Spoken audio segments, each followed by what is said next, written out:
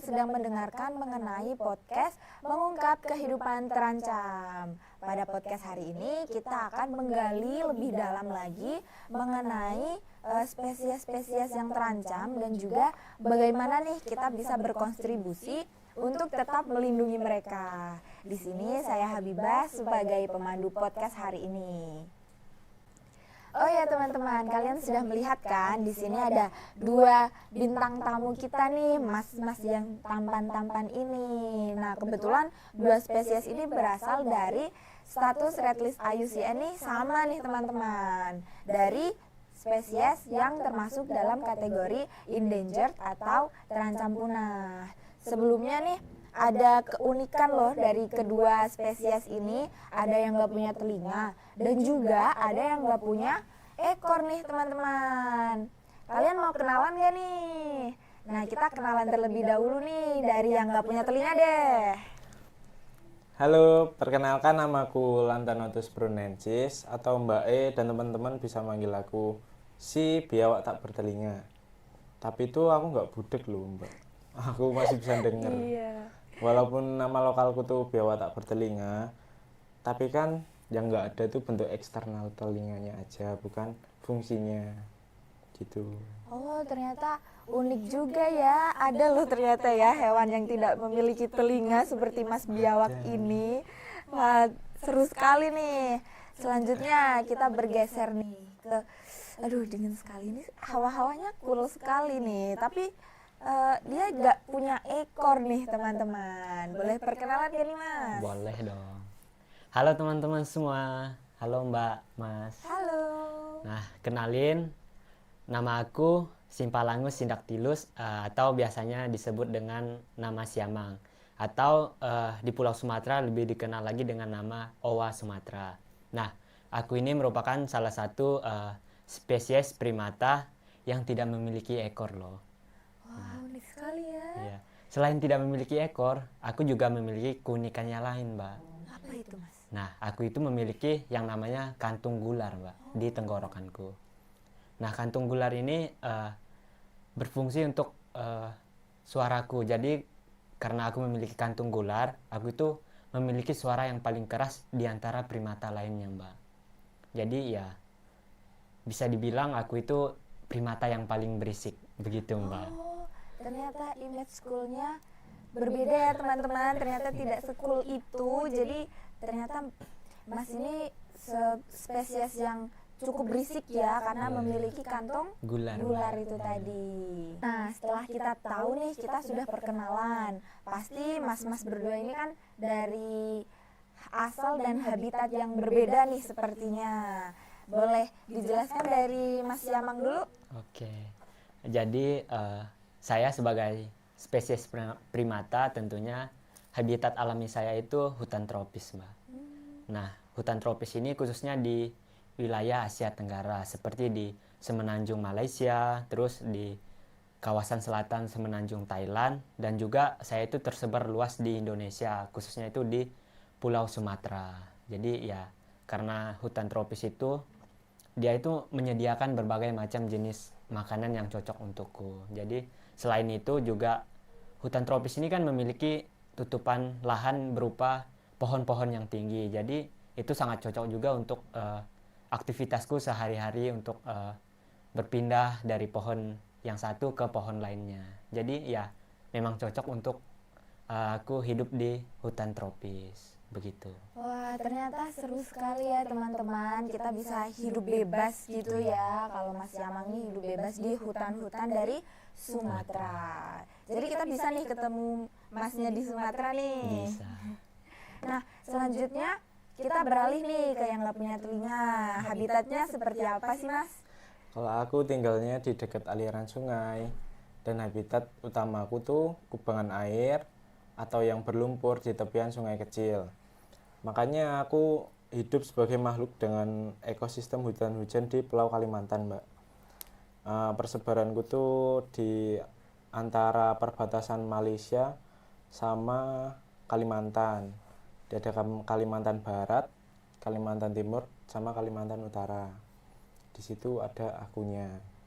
Oh, ternyata hidupnya nih di semi akuatik seperti itu ya Mas Iya. ya, karena di darat dan juga di basah-basah gitulah ya. Nah, kita sudah perkenalan nih dan sudah tahu asalnya, ada yang dari Kalimantan dan juga ada yang dari Sumatera. Nah, tadi kan kita udah menyinggung mengenai red list IUCN yang dari awal kita sudah singgung-singgung gitu kan ya. Tapi ternyata kedua spesies ini, ada Lantonatus bornensis, Mas Biawak, dan juga Symphalangus syndactylus, Mas Yamang, ini nih masuk ke dalam kategori yang endangered atau yang terancam punah. Gimana sih Mas kok bisa gitu kalian masuk ke dalam kategori ini gitu? Tolong dijelaskan dong Mas. Dari saya. Iya. Oke. Jadi ya kalau berbicara tentang status, ya memang benar sekarang ini aku itu merupakan salah satu spesies yang masuk dalam kategori endangered atau terancam punah. Jadi aku itu terancam punah itu penyebab utamanya itu adalah perilaku manusia yang tidak bertanggung jawab. Nah, perilaku manusia itu beberapanya yaitu seperti fragmentasi lahan. Mereka itu membuka lahan yang kemudian mereka jadikan komoditas perkebunan. Namun masalahnya itu mereka membuka lahannya itu terus-menerus dan tidak terkendali. Jadinya ya habitat alami kami itu jadi terganggu begitu Mbak. Nah, selain fragmentasi lahan, mereka juga memburu kami. Nah, memburu kami itu kemudian mereka memperdagangkan kami untuk kemudian dijadikan sebagai koleksi oleh kolektor begitu Mbak. Jadi ya ulah manusia ini sangat berpengaruh terhadap keberlangsungan hidup kami Mbak, begitu. Wah, sayang sekali ya teman-teman. Aduh, sedih deh. Kalau kayak gini kan kita udah tidak bisa berbuat apa-apa ya. Ini sangat disayangkan sekali perbuatan oknum-oknum yang tidak bertanggung jawab seperti ini. Kalau Mas Biawak gimana nih ceritanya? Kok bisa sampai di status yang terancam punah seperti itu? Faktor utamanya ya sama Mbak kayak Mas Siamang ini, ulah manusia lah yang paling utama tuh. Jadi ya mirip-mirip sama Mas Siamang tadi, kayak pembukaan lahan, terus sering diburu, biasanya diperdagangkan juga secara internasional sebagai hewan peliharaan, kalau enggak diawetkan kayak gitu. Nanti setelah diawetkan nanti dijadikan pajangan. Jadi sekarang ya cuman bisa pasrah. Aduh, sekecil ini loh masih tetap diburu gitu ya Mas. Iya. Aduh, udah hewan kecil mungil, tidak punya telinga eksternal tapi malah dijadikan koleksi yang waduh, itu sangat-sangat disayangkan ya teman-teman. Keadaan seperti ini nih sangat memprihatinkan. Sayang loh, mereka nih spesies-spesies yang unik, sangat-sangat unik, terutama ini spesies endemik asli dari Indonesia, dari Sumatera dan juga dari Kalimantan. Nah, setelah kita ketahui bagaimana nih mereka bisa sampai berstatus endangered atau terancam punah, itu kita sebagai manusia itu sangat sedih ya, karena aduh sayang sekali ya, mereka ini malah terancam loh di wilayah aslinya mereka. Masa akamsi malah hilang gitu kan, itu sangat disayangkan sekali. Gimana nih Mas, ada yang ingin kalian sampaikan gak nih untuk teman-teman di rumah untuk tetap menjaga kelestarian dan keberlangsungan hidup kalian, agar statusnya nih amit-amit lah jangan sampai ke level punah gitu ya Mas ya, karena ini udah terancam punah loh gitu Mas. Dari saya dulu nih Mbak, harapannya sih si pengatur perundang-undangan tentang perdagangan ilegal dan internasional harus kembali dikontrol, karena membuka kawasan lindung setidaknya satu itu sangat bermanfaat bagi kita-kita kayak gini. Jadi tindakan konservasi yang paling penting itu adalah mengelola atau mencegah pemanenan dari perdagangan kayak gitu. Iya, betul sekali. Biar nggak terjadi lagi nih, dan melatih pihak berwenang dan pemangku kepentingan terkait seperti Dinas Perlindungan Satwa Langka. Selain itu, mencatat lokalitas dan lokasi relevan di mana spesies tersebut ada yang perlu dipantau atau dikelola di kawasan lindung.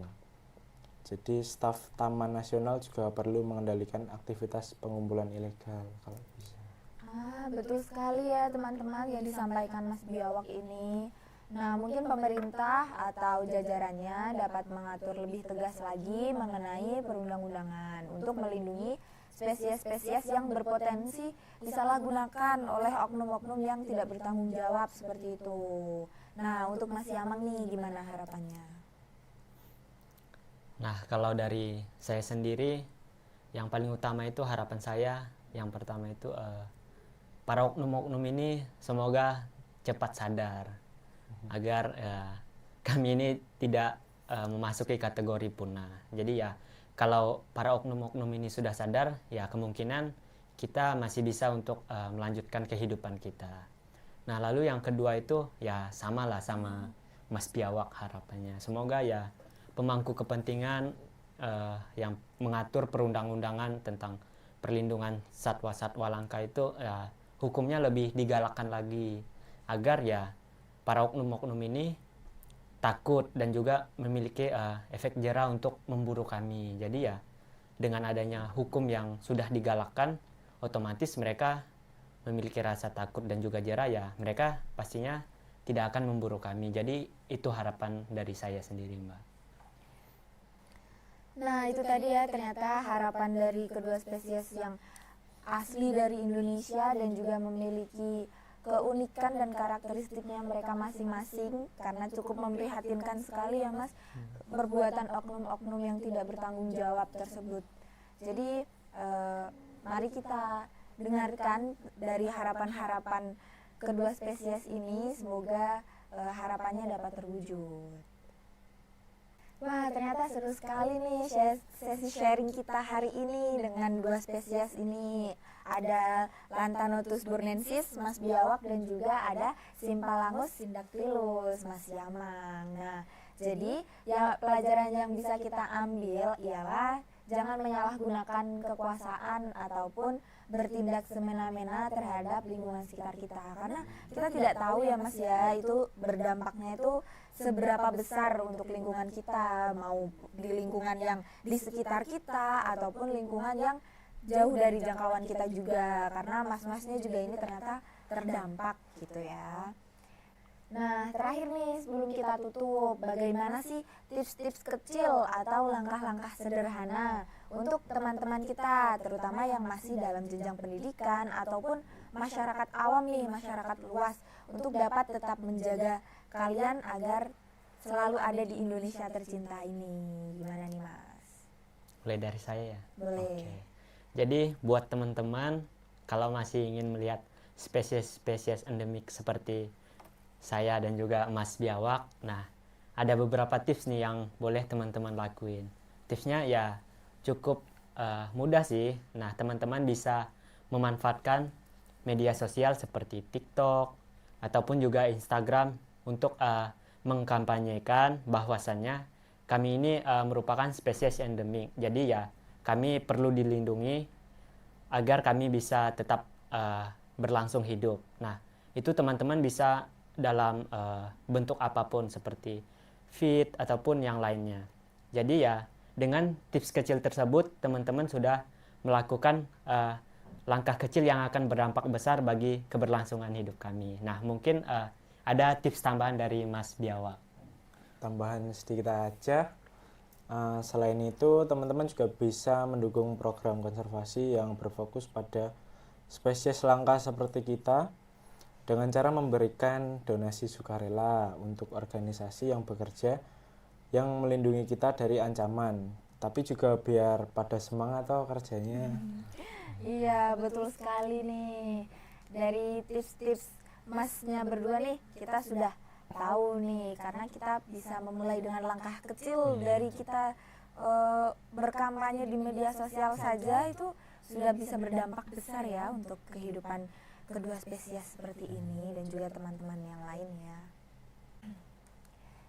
Waduh, seru sekali ya kita hari ini. Nah, sekarang kita sudah berada di penghujung pembicaraan kita nih. Terima kasih untuk Mas Biawak, Mas Yamang sudah menyempatkan waktunya untuk dapat bersharing tentang bagaimana kehidupan kalian. Nah, tentang episode hari ini mengenai red list IUCN dan kategori endangered atau terancam punah.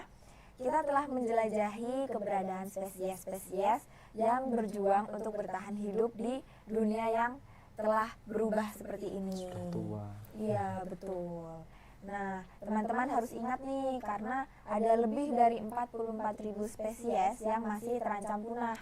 Dan ini mencakup 28%-nya dari semua spesies yang dievaluasi itu ada amfibi, hingga mamalia, burung, hingga hiu, dan juga kita ini memiliki tanggung jawab yang besar untuk melindungi keanekaragaman hayati yang ada, terutama khususnya di Indonesia.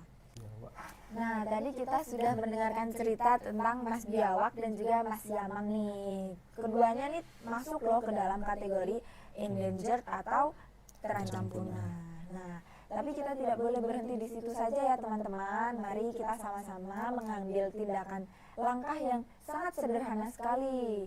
Ada langkah kecil nih yang bisa teman-teman lakukan. Yang pertama ada edukasi.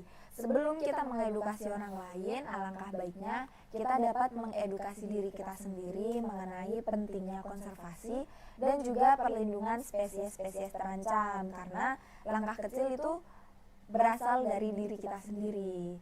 Lalu yang kedua ada dukungan. Nah, berikan dukungan teman-teman terhadap organisasi konservasi dan program-program rehabilitasi yang bekerja untuk menyelamatkan spesies-spesies yang unik seperti mas-mas berdua ini. Lalu yang ketiga ada kebijakan. Tadi kita sudah menyinggung mengenai kebijakan pemerintah untuk tetap digalakan lagi agar oknum-oknum tersebut yang tidak bertanggung jawab ini bisa jera gitu ya Mas ya, betul. Lalu yang terakhir, terima kasih telah menjadi bagian dari perjuangan kita untuk pembahasan mengenai spesies-spesies terancam ini. Ingatlah bahwa setiap tindakan kecil saja dapat membuat perubahan yang sangat besar. Sampai jumpa di kesempatan berikutnya. Semoga podcast ini dapat menginspirasi kita nih untuk lebih peduli dan juga lebih bertindak dalam melindungi spesies-spesies yang terancam punah. Saya Habibah. Saya Vian. Saya Yove. See you on the next podcast. Bye.